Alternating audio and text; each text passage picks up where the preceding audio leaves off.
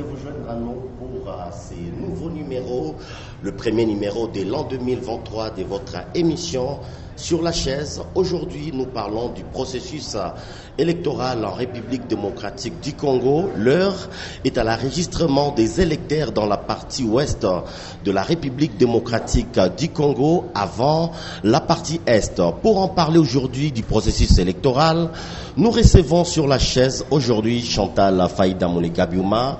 Vous êtes coordonnatrice de Ouema Asbel, mais aussi fondatrice de cette organisation. Nous disons bonjour et bienvenue sur la chaise. Bonjour et meilleurs vœux à vous Philippe et à tous les téléspectateurs qui nous suivent. Merci beaucoup de l'honneur de l'invitation.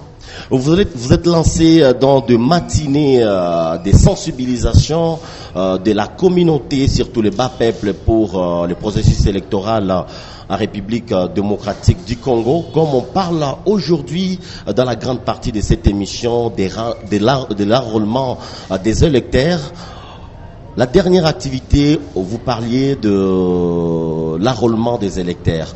Aujourd'hui, nous sommes dans la partie ouest de la République démocratique du Congo. Peut-on dire que l'ego pour la réussite de ce processus a été lancé? Oui, je dirais avant tout que les élections sont le souffle d'une démocratie. Donc, à chaque cycle, on doit avoir des élections à temps. C'est-à-dire que si les élections sont repoussées pour une date ultérieure, à ce moment, la démocratie est mise à mal. Et pour notre pays, après la phase 2018, nous nous attendons à ce que 2023 soit l'autre souffle de la démocratie congolaise.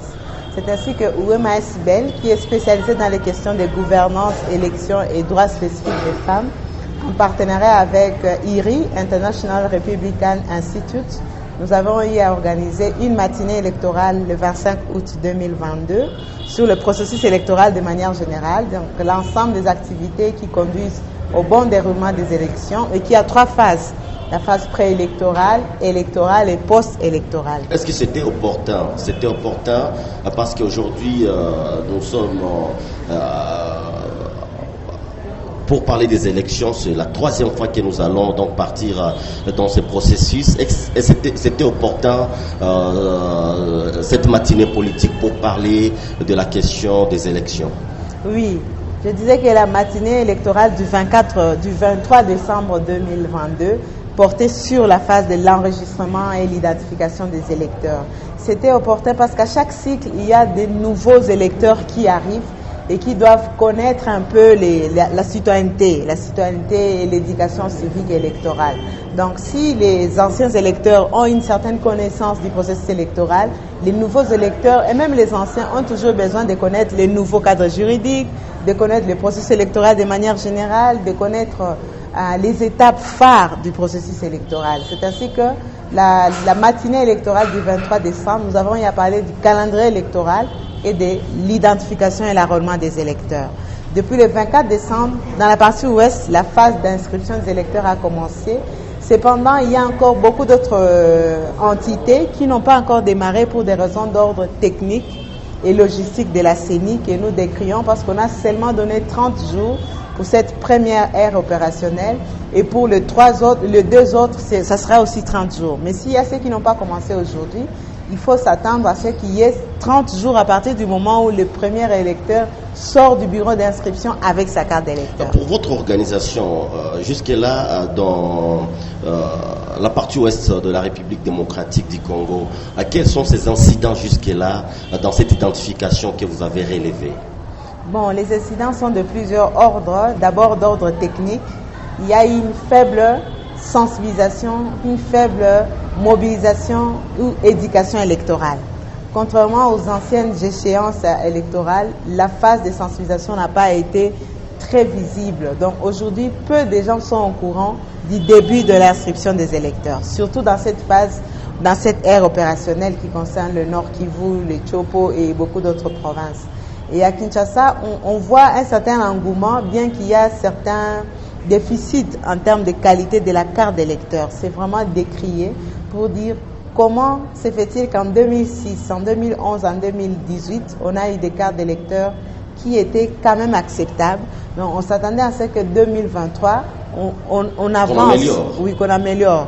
mais on est en train de régresser. Et même le cardinal Lambongo l'a décrié pour dire que c'est la carte d'électeur la plus mauvaise qui n'est jamais reçue. Donc c'est une carte en couleur noir et blanc. Mais vous avez suivi le président de la centrale électorale qui a dit à quoi bon gaspiller l'argent quand cette carte n'aura pas beaucoup de valeur, parce que l'ONIP va entrer en jeu pour délivrer des cartes, de vraies cartes d'identité, la première en République démocratique du Congo. Connaissant l'histoire politique de notre pays, c'est pas évident que l'ONIP va réellement délivrer les cartes d'électeurs cette année ou l'année prochaine. Donc ça peut encore prendre beaucoup de temps.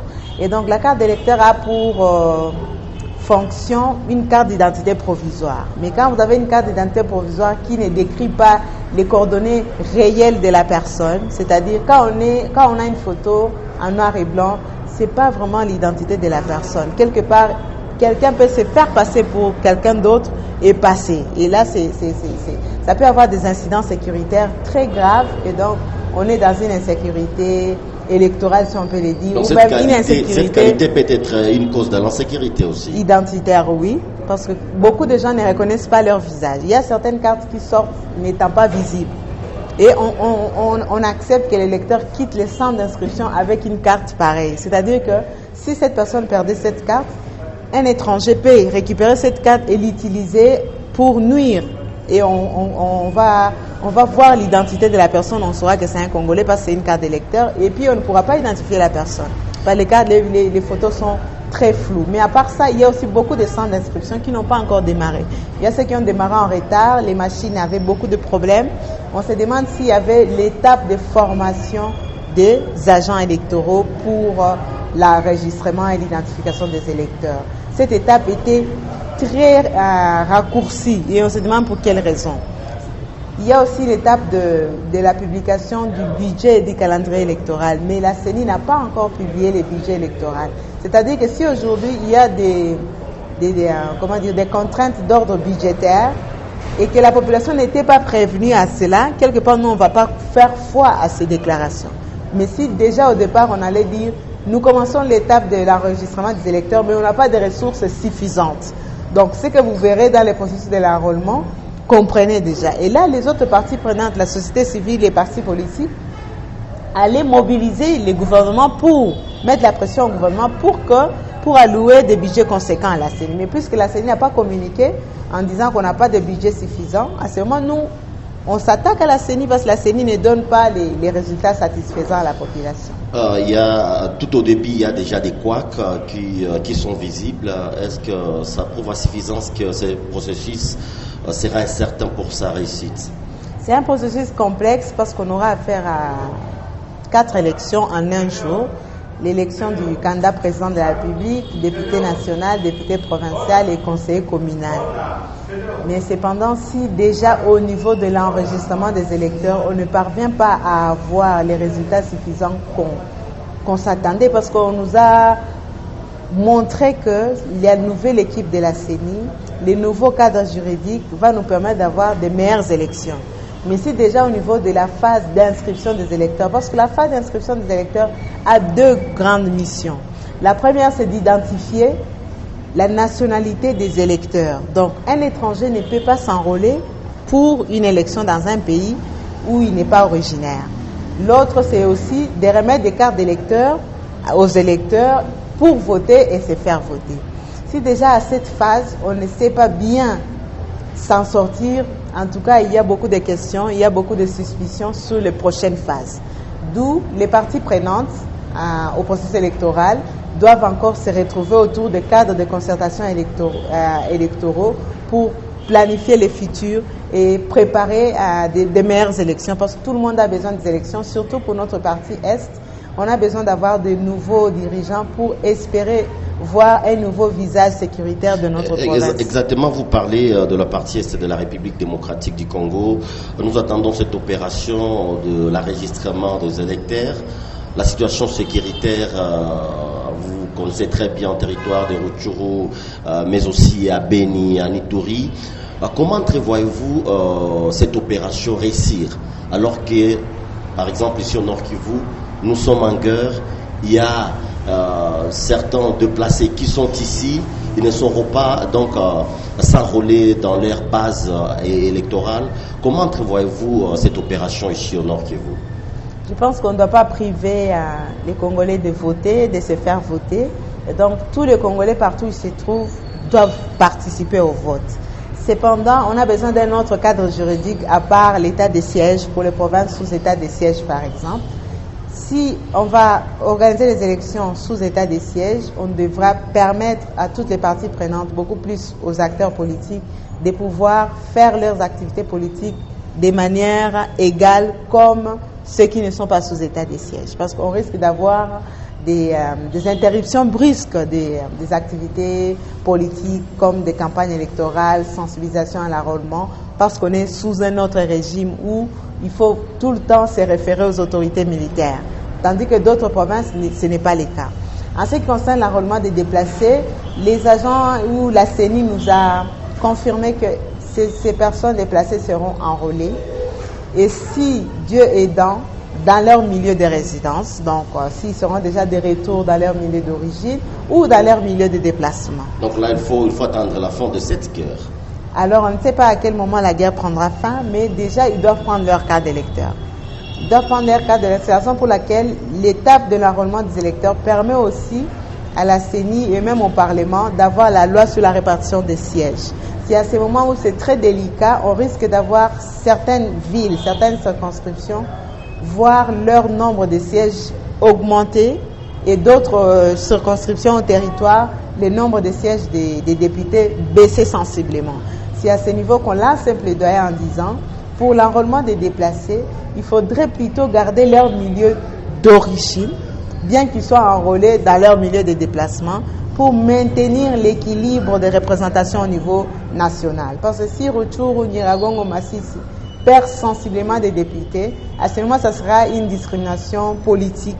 Parce qu'ils ne se sont pas enrôlés dans Goma, par exemple, pour leur propre volonté. Mais c'est par une contrainte sécuritaire qui se retrouvent en dehors de leur milieu d'origine. Mais ils doivent avoir leur carte d'électeur parce que ce sont des Congolais. Oui, est-ce que cette situation de guerre ne risque pas d'empiéter sur le processus électoral ou priver carrément certaines provinces en proie à l'insécurité au processus électoral?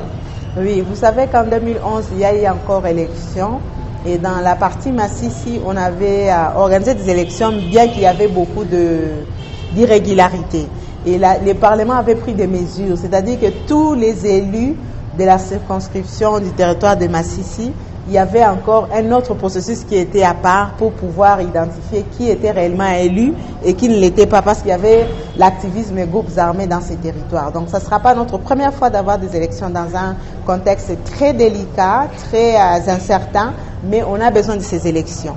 Et s'il faut y avoir d'autres mesures, d'autres processus pour bien dénicher ceux qui étaient élus réellement, à ce moment, ce processus peut être enclenché. Mais d'abord, pour avoir la carte d'électeur qui fait office de carte provisoire d'identité, il faut l'accorder à tout le monde sans discrimination. Et puis, le droit de vote, on doit aussi l'accorder à toute personne. Parce que la guerre, ce n'est pas la population qui décide d'être en guerre, mais elle est victime. Et le gouvernement doit mettre toutes les batteries en marche pour que tout le monde vote chez lui et vote la personne qu'elle souhaite voir être élue.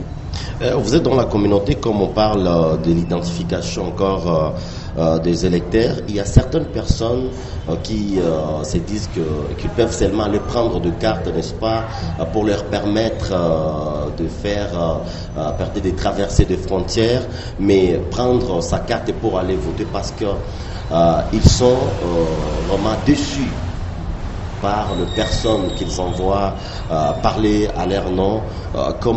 Qu'est-ce que vous faites comme sensibilisation dans ces cadres? Oui, c'est l'éducation civique électorale, parce qu'il faut savoir que si vous ne votez pas, à ce moment vous votez parce que vous acceptez le choix de quelqu'un d'autre qui a voté. En aucun jour on aura un processus où personne n'ira voter. Et nous sommes pour la démocratie, c'est-à-dire qu'on ne va pas vivre dans l'anarchie. Donc les personnes qui vont se priver de ces droits de vote, qui vont s'abstenir de voter, ces personnes doivent être sensibilisées par la CENI et les organisations de la société civile pour exprimer leur choix. Parce qu'en démocratie, il faut donner votre choix pour avoir des dirigeants. Mais si vous laissez aux autres de donner les choix, vous allez subir les choix des autres. Donc c'est une sensibilisation que nous sommes en train de faire. Aujourd'hui, si vous voyez quelque chose qui ne marche pas, c'est l'occasion de venir corriger cette chose. L'élection permet d'avoir de nouveaux dirigeants. L'élection permet d'avoir un nouveau visage politique, une nouvelle configuration politique. C'est-à-dire qu'après chaque cycle, vous devez évaluer les anciens dirigeants et leur redonner confiance ou donner confiance aux nouvelles personnes. Et donc c'est un moment très capital parce que c'est un pouvoir. C'est un pouvoir que vous décidez de donner à une personne pendant 5 ans, de décider de votre sort, de votre futur pendant les 5 ans. Bien sûr, il y a des pétitions. Si la personne ne s'est pas bien comportée comme vous l'attendez, vous pouvez initier une pétition, récolter 100 000 signatures et faire partie la personne. Mais avant 5 ans, il est très difficile que la personne puisse partir. D'où l'occasion nous est donnée pour avoir des dirigeants que nous voulons, avoir une gouvernance que nous souhaitons au travers des élections. La situation au Nord Kivu, en Ituri, au Tanganyika et pourquoi pas au Sud Kivu, elle est délicate, elle est précaire, mais allons-y pour que les nouveaux dirigeants qui vont arriver puissent nous donner une nouvelle nation où il faut beau vivre. Parce que la sécurité, c'est notre droit. On ne doit pas vivre indéfiniment dans une insécurité. C'est peut-être un problème de gouvernance, d'où l'occasion élection nous est offerte. Le manque d'emploi, c'est une problématique majeure dans notre pays où il y a plus de 70% de la jeunesse qui n'est active, la jeunesse active qui n'est pas employée. Mais si nous avons de nouveaux gouvernants, peut-être ce pourcentage va être rabaissé à 30-40%, pourquoi pas. Pour vous, donc, il est temps aussi de changer ce qui nous dirige aujourd'hui. C'est aux électeurs de décider, c'est à la population de décider. Et on a dit que pour ceux qui se sont enrôlés la fois passée, ils ne peuvent pas utiliser leur ancienne carte d'électeur. D'où il faut aller prendre la nouvelle carte et déposer l'ancienne carte au centre d'inscription. Donc, à partir du 16 février jusqu'au 17 mars, pour la partie Nord Kivu, toutes les anciennes cartes d'électeurs n'auront pas de validité. Donc, il faut avoir une nouvelle carte d'électeur pour être reconnu comme électeur et pourquoi pas comme Congolais, parce que ça fait office des cartes d'identité en attendant d'avoir l'identification des citoyens. Également, nous aurons la possibilité de voter et de se faire voter. Parce que ne peut être voté que celui qui a aussi une carte d'électeur. Et donc, quand nous allons voter, nous allons pouvoir sanctionner positivement et négativement les anciens et nouveaux dirigeants. On va parler peut-être pour commencer à cheminer vers la fin de cette émission. Nous allons parler de cette campagne. Vous êtes trop lancé ces derniers temps dans une campagne pour, n'est-ce pas, faire élire les femmes en province du Nord Kivu, en particulier, pourquoi pas en République démocratique en général. Quel est le bien visé de cette sensibilisation? Parce que vous êtes donné un fond pour que la femme retrouve sa place longtemps qu'elle n'a pas retrouvé. Oui, je suis membre du groupe technique de promotion de la masculinité positive et nous voulons voir un nouveau équilibre sociétal. C'est-à-dire que si en politique, nous avons autant les hommes et les femmes, au niveau des institutions, on doit avoir autant les hommes et les femmes de manière équilibrée. Parce que de par l'histoire, les femmes en RDC n'ont pas occupé l'espace public.